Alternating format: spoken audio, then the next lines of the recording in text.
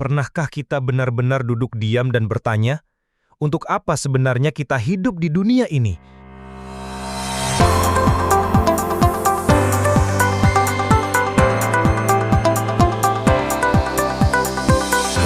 Pertanyaan itu menghantui seorang pemuda yang hidup sebatang kara. Tak ada keluarga, tak ada sahabat, dan tak ada tujuan. Setiap hari terasa kosong, seperti berjalan dalam lorong gelap tanpa ujung.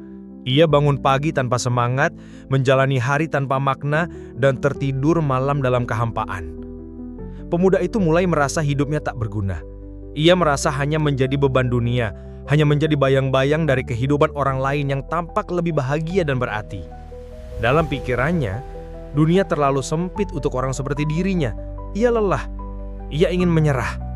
Suatu sore, saat matahari mulai meredup dan angin berhembus dingin, ia melangkah ke sebuah hutan kecil di tepi desa. Di tangannya tergenggam erat seutas tali. Dalam bendaknya hanya satu niat, mengakhiri semuanya.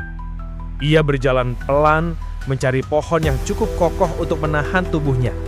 Pandangannya kosong, hatinya beku. Setelah beberapa langkah, ia melihat pohon besar yang berdiri tegak di tengah hutan. Ia memandang ke atas, mempersiapkan diri. Namun tiba-tiba, terdengar suara lembut namun jelas di telinganya. "Tolong, jangan lakukan itu di sini." Ia terkejut. Ia melihat ke sekeliling namun tak ada siapapun. "Aku pohon ini," lanjut suara itu. "Setiap hari burung-burung kecil hinggap di dahanku. Mereka bernyanyi, menyebarkan keceriaan kepada siapa saja yang lewat.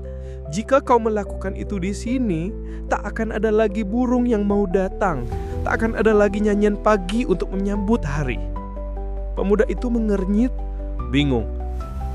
Tapi ia memilih pergi. Ia berjalan lebih dalam ke hutan mencari pohon lain. Namun setiap kali ia mencoba, suara-suara serupa kembali muncul. Pohon-pohon itu menolak. Salah satu berkata, "Aku sering dijadikan tempat berteduh para petani."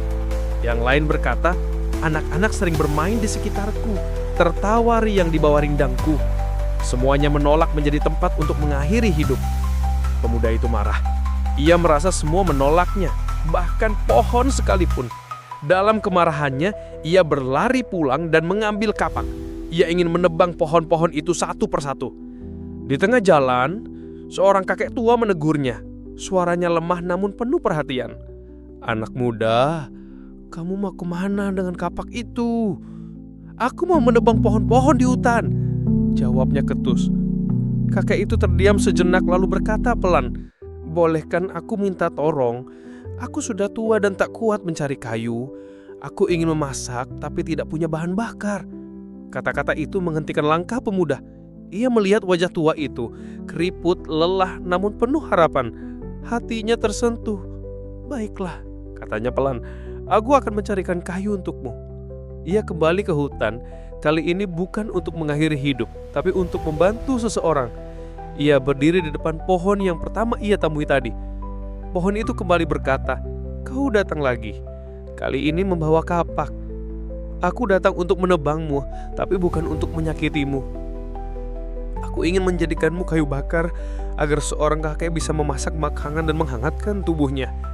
Pohon itu terdiam lalu menjawab dengan hangat, "Kalau begitu silahkan.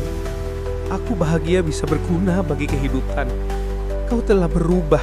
Sekarang kau datang bukan untuk mengakhiri sesuatu, tapi memberi kehidupan."